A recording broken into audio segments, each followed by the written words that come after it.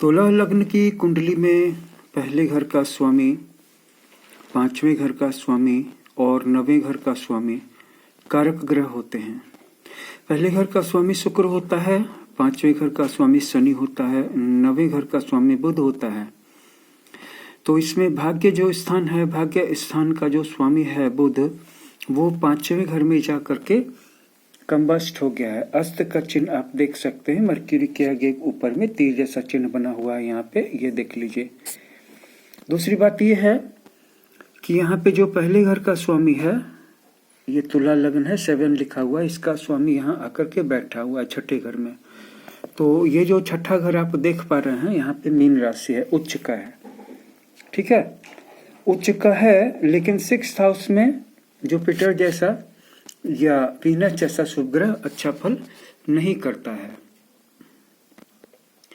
तो ये जो जातक है, ये नेटिव, इसकी पूरी जिंदगी छठे भाव में सेंटर्ड हो गई है, क्योंकि ये उच्च का है। तो ये व्यक्ति काफी आला दर्जे का है, काफी अमीर रहा है, लेकिन उसकी जिंदगी में आरंभिक दौर में काफी ज्यादा स्ट्रगल रहे, क्योंकि उसकी जिंदगी ने जब उसको पैसे दिए, दौलत दी, तो कोई थाली में सर्व करके परोस करके नहीं दे दिया, गिफ्ट में नहीं दे दिया, उसके लिए उसे लिटरली फाइट करना पड़ा, क्योंकि छठा भाव जो है दुश्मनों का है। इसकी पूरी जिंदगी लोगों से फाइट करते हुए गुजरी, विरोधियों से, शत्रुओं से, यहाँ तक कि कंपटीटर से भी, जो न सिर्फ उससे जलने वाले थे बल्कि व्यापारिक प्रतिस्पर्धी भी थे। लेकिन बाद में चूंकि ये जो उच्च था, उच्च का फल भी उसको मिला। आज ये व्यक्ति भव्य कोठी, बहुत महंगी कार और बहुत ज्यादा प्रॉपर्टी का मालिक है। दूसरी बात यह है कि इसके भाग्य स्थान का स्वामी यहाँ पर जाकर अस्त हो गया है।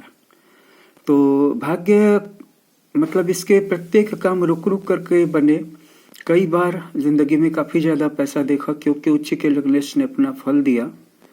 और साथ ही साथ शनि को भी देखना होगा, क्योंकि शनि जो है 5वें स्थान के स्वामी होकर के 8वें घर में चले आए हैं। तो यहाँ से 1, 2, 3, 4 अष्टम भाव में शनि क्रूर ग्रह होने के कारण एक तरफ से अच्छा फल करेंगे, आकस्मिक धन देने की क्षमता रखते हैं।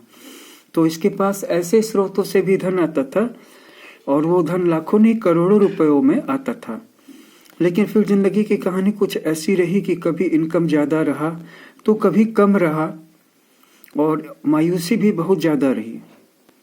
देखिए इसकी कुंडली में जो इसके 7वें स्थान में मकर, 7वें स्थान में मंगल बैठे हैं मेष राशि में, स्वराशि में, तो मांगलिक है। और 7वें स्थान का जो स्वामी है मंगल, वो भी इसी घर में बैठा है, इसके साथ में चंद्रमा बैठा है। और इसके साथ साथ ये भी देखने वाली बात है कि इसके 8वें स्थान का स्वामी भी छठे भाव में बैठा हुआ है, और वो लग्न स्थान का भी स्वामी है।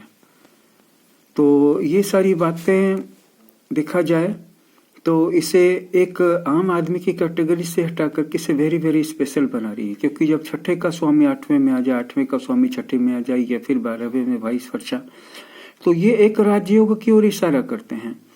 राजयोग मजबूत होने के लिए लग्नेश का मजबूत होना जरूरी है। तो लग्नेश इसका ऑलरेडी उच्च है ही है। तो कुल मिलाकर के ये कुंडली बहुत इंटरेस्टिंग है। 10वें भाव में केतु हैं, चौथे घर में राहु हैं। इसके जुपिटर 3य भाव में स्वगृही हैं, जो कि षष्ठेश भी हैं और जुपिटर भी हैं। तो तुला लग्न की कुंडली में जुपिटर मारक होते हैं, हालांकि वो अपने ही त्रिकोण में बैठे हुए हैं। बहुत सारी चीजें इस कुंडली के जातक को यूनिक बनाती है, काफी रिच नहीं बल्कि सुपर रिच है।